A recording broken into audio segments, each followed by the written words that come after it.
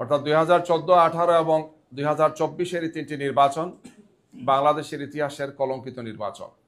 Caretaker সরকার না থাকলে বা এই ধরনের একটি লেভেল প্লেইং ফিল্ড এবং নিরপেক্ষ সরকার ব্যবস্থা না থাকলে কি হতে পারে, 14, 18 এবং 24 আমাদের সামনে সেটা জাজ্বল্য উদাহরণ।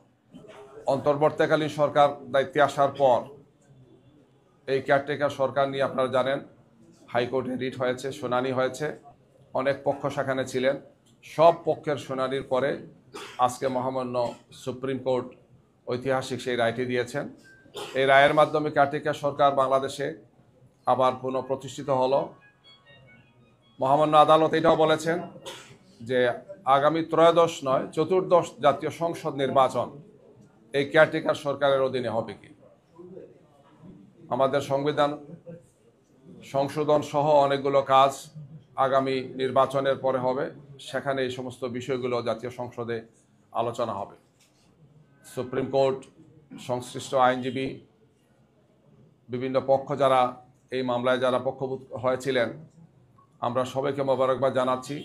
জাতির এই ক্রান্তি লগ্নে কেয়ারটেকার সরকার পুনঃপ্রতিষ্ঠা হওয়ার মাধ্যমে আমরা মনে করি যে গণতন্ত্র তার ইতিবাচক ধারায় ফিরে আসবে। বাংলাদেশের মানুষ তার ভোটাধিকার নিয়ে আর সন্দেহের মধ্যে থাকবে না। একটি সরকারের 5 বছর পূর্ণ হওয়ার পর কেয়ারটেকার সরকার প্রতিষ্ঠিত হবে এবং জনগণ ভোট দেওয়ার মতো একটি সুন্দর পরিবেশ পাবে। একটি দেশের রাজনৈতিক স্থিতিশীলতা, অর্থনৈতিক স্থিতিশীলতা, তার অগ্রগতি, তার সামগ্রিক উন্নয়নের জন্যেই সরকার ব্যবস্থা, নির্বাচন ব্যবস্থা এবং বিশেষ করে কেয়ারটেকার সরকার ইতিবাচক ভূমিকা পালন করবে, এটা আমরা প্রত্যাশা ব্যক্ত করছি।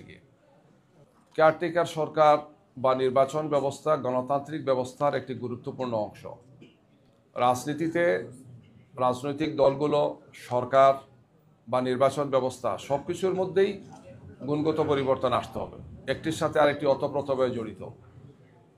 ফ্যাসিবাদ আমাদেরকে যে শিক্ষা দিয়েছে, শেখ হাসিনা যখন ক্ষমতায় ছিলেন, যে এইভাবে কুক্ষিগত করে সরকারের প্রতিষ্ঠানগুলোকে বা রাজনৈতিক প্রতিষ্ঠানগুলো বা রাষ্ট্রীয় প্রতিষ্ঠানগুলোকে কুক্ষিগত করে অর্থাৎ একটা সার্টেন টাইম ক্ষমতায় থাকা যায়, কিন্তু দিন শেষে তাকে পালাতে হয়। তো এটা সব স্বৈরাচারের জন্যে এটা একটা শিক্ষা যে আমাদেরকে জনগণের কল্যাণে ভূমিকা রাখতে হবে। দেশকে, সরকারকে, রাষ্ট্রকে, জনগণকে আমাদেরকে অগ্রাধিকার দিতে হবে। ব্যক্তির চেয়ে দল এবং দলের চেয়ে সরকার, দলের চেয়ে রাষ্ট্র বা জনগণই অগ্রাধিকার পাবে। এই নীতিতে থাকলে আমার মনে হয় আমরা একটি সুন্দর বাংলাদেশ পাবো ইনশাল্লাহ। এখন যে অন্তর্বর্তীকালীন সরকার আছেন, এটা তো জনগণের প্রত্যাশা, এই গণ আকাঙ্ক্ষার সরকার। বিরাট একটা গণ অভ্যুত্থানের মাধ্যমে তারা ক্ষমতায় এসেছে। তাদের দায়িত্বটা আসলে যে কোনো সরকারের চেয়ে কম নয়, বরং কোনো কোনো ক্ষেত্রে অনেক অনেক বেশি। যেহেতু গত 16 বছরে আমাদের সবগুলো প্রতিষ্ঠানকে ধ্বংস করা হয়েছে, বিশেষ করে নির্বাচন ব্যবস্থাকে, গণতান্ত্রিক প্রক্রিয়াকে, এই বিষয়টাকে সামনে রেখেই আমরা আগামী নির্বাচনে অংশগ্রহণ করতে যাচ্ছি, যাতে একটি সুষ্ঠু, সুন্দর, গ্রহণযোগ্য নির্বাচন আমরা পাই। আমরা এই সমস্ত বিষয়ে অন্তর্বর্তীকালীন সরকারকে পরামর্শ দিয়েছি, নির্বাচন কমিশনকে আমরা পরামর্শ দিয়েছি, তাদের সাথে আমাদের একাধিক বৈঠক হয়েছে। আমরা বলেছি যে লেভেল প্লেইং ফিল্ড সহ আইন শৃঙ্খলা পরিস্থিতি, নিরপেক্ষ দায়িত্বশীল ব্যক্তিদেরকে সেখানে দেওয়া, 14, 18, 16-তে যারা, 24-এ যারা ছিলেন তাদেরকে না দিয়ে বরং জনগণের চেয়ে গ্রহণযোগ্য, নিরপেক্ষ এবং দেশপ্রেমিক সংশ্লিষ্ট অফিসারদেরকে এগুলোতে দায়িত্ব দেওয়া। এতে তারা কমিটমেন্ট দিয়েছেন যে তারা সেই কাজগুলো করবেন। আমরা সাংবাদিকদের মাধ্যমে, আপনাদের মাধ্যমে আমরা এটা পর্যবেক্ষণ করব যে এই ধরনের কোনো পাতানো নির্বাচন 14, 16, 18 বা 24-এর মতো যদি কেউ করতে চান, তাহলে দেশবাসী অবশ্যই জনগণকে সাথে নিয়ে আমরা সেটা প্রতিরোধ করব ইনশাল্লাহ। আমাদের ধারণা ইনশাল্লাহ যে আগামী 26 সালের ফেব্রুয়ারিতে যে নির্বাচন, সেই নির্বাচন করার ক্ষেত্রে আমরা সবাই দায়িত্ব পালন করব। যেহেতু গত 17 তারিখ যে রায়টা হয়েছে, ফেসিবাদের সাথে যারা ছিলেন তাদের মূল শিখণ্ডীর রায় আপনারা দেখেছেন, সেখানে সর্বোচ্চ আদালত, আমাদের ট্রাইব্যুনাল তাদেরকে সর্বোচ্চ শাস্তি দিয়েছেন।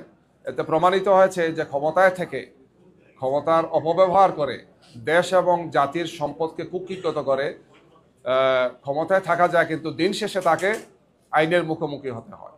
তো এই জন্য কেয়ারটেকার সরকার এখন যারা আছেন, অন্তর্বর্তীকালীন সরকার এবং এর সাথে নির্বাচন কমিশনে যারা আছেন, তাদেরকেও ইতিহাস থেকে শিক্ষা নিয়ে তাদের দায়িত্ব পালনের জন্য আমরা তাদেরকে উদাত্ত আহ্বান জানাই।